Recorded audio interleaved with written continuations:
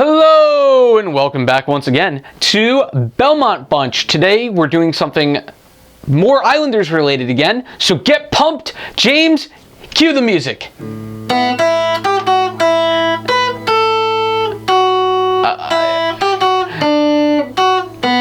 The Islander pump up song. Oh, you mean...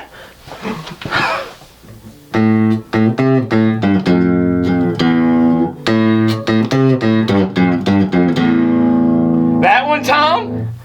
Please go. Alright, so now we're starting the video, I guess. And we're back once again doing Islanders stuff, which is the bread and butter of the channel, and I wanted to get back to it. So let's look at 2020-2021. I just had an idea. So we're going to look at, how the Islanders are going to look next year, because now that we know there's going to be a flat salary cap at $81.5 million. We have, according to Cap Friendly, who does an amazing job, so check out their website, not a sponsor, but also look at it. The Islanders are projected around a little bit over $10 million in cap space. And your first thought is, oh, sweet. That doesn't account for contracts that are RFAs and UFAs.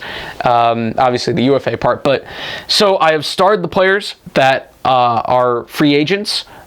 We have restricted free agent, restricted free agent, restricted. We have UFA, UFA. So let's start with the forwards. Obviously, the Islanders are going to re-sign Matthew Barzal.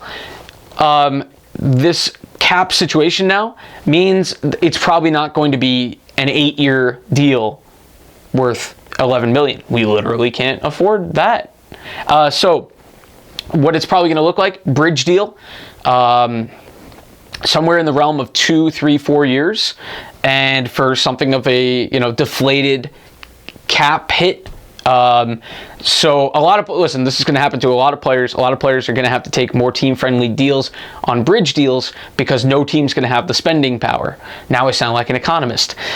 So Matt Martin and his $2.5 million probably going. They gotta cut the fat wherever they can. I love Matt Martin so much. He's great. But Ross Johnston does the same thing basically, but younger. And didn't play that much last year. And so his, like Matt Martin this year, the physical game was gone a little bit. And Johnston, it's very much alive. So Johnston probably slots in where Martin does. And you get Cizikas, Clutterbuck, Martin. That's fine. That's pretty good. Maybe they can get back to that MC squared type, heyday stuff. Barzal, basically the top 9 unchanged, except you see Bellows and Wahlstrom as very cheap options because they're still on their rookie deals. I say you scratch Dal Cole, you put Bellows in the lineup. If you're me, you try to trade Komarov. I don't know if anybody takes him at the moment, so you probably just have to scratch him if you don't want to play him. Nobody else is going to take him, I don't think. And then maybe play Wahlstrom on that side, and you get Pajot, Bellows, Wahlstrom, and there's kind of an excitement around that because you get the newly acquired playmaker with Bellows, who is kind of a power forward, and you get the sniper. It's the perfect NHL 20 algorithm, punch. But yeah, I think Dal Cole and Komarov have shown us enough. Have shown there's enough of a sample size that they haven't shown us enough. That's how I wanted to word that. I chose that. Why did I do that? So basically, the rest of the forwards remain unchanged. Pajot's salary goes from $3.5 million to $5 million as his new contract hits in. So that's more cap away. But the top 6 is exactly the same. And then the bottom 6 is basically just Johnston coming in for Martin. And then, Dal Cole and Komarov are the scratches if you want to bring in the 2 young guys. So that's how we utilize all those forwards. Defensively, Pulock and Taves might have to take also very short deals.